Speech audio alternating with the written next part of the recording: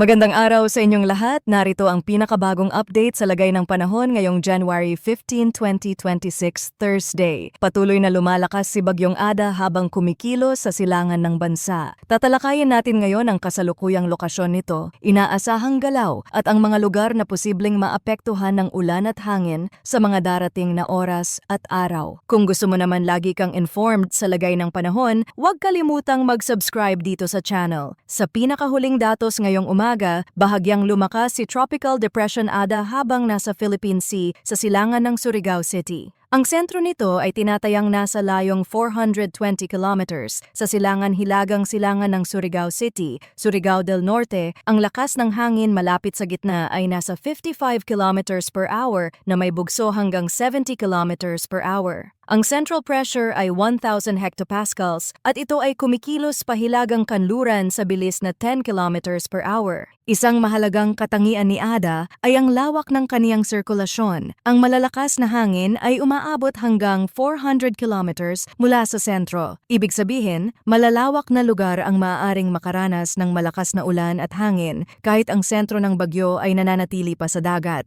Nakataas na ang Tropical Cyclone Wind Signal number 1 sa ilang lugar. Sa Luzon, sakop ang Sorsogon at southeastern portion ng Albay. Sa Visayas, kabilang ang Northern Samar, Eastern Samar, silangang bahagi ng Biliran, silangang bahagi ng Leyte, at silangang bahagi ng Southern Leyte. Sa Mindanao, kabilang sa signal ang Dinagat Islands, Surigao del Norte, at Surigao del Sur. Ang signal number 1 ay nangangahulugan ng banta ng malalakas na hangin sa loob ng 36 hours na maaaring magdulot ng minor na pinsala, lalo na sa mga marurupok na istruktura at coastal areas. Ayon sa kasalukuyang track forecast, posibleng dumaan ng malapit o maglandfall si Ada sa Eastern Samar at Northern Samar sa Friday, January 16, or sa madaling araw ng Sabado, January 17. Pagkatapos nito, inaasahang dadaan o tatapat ito malapit sa Catanduanes sa umaga ng Linggo. Kung mas kanluran ang magiging track, mas malaki ang tsansang maapektuhan ang Eastern Visayas at Bicol region. Kung mas maaga naman ang recurvature pahilagang silangan, maaring peripheral effects lamang ang maranasan at hindi direktang tama ng sentro. Sa intensity outlook, inaasahan ang unti-unting paglakas ng sistema. Bagamat nasa antas pa ng tropical depression sa kasalukuyan, posible itong umabot sa tropical storm category ngayong araw. Hanggat nananatili ito sa mainit na tubig ng Philippine Sea at may sapat na moisture supply, magpapatuloy ang intensification. Gayunpaman, anumang pagtaas ng vertical wind shear o pagbabago sa upper level pattern ay maaaring magpabagal sa paglakas nito. Sa ngayon,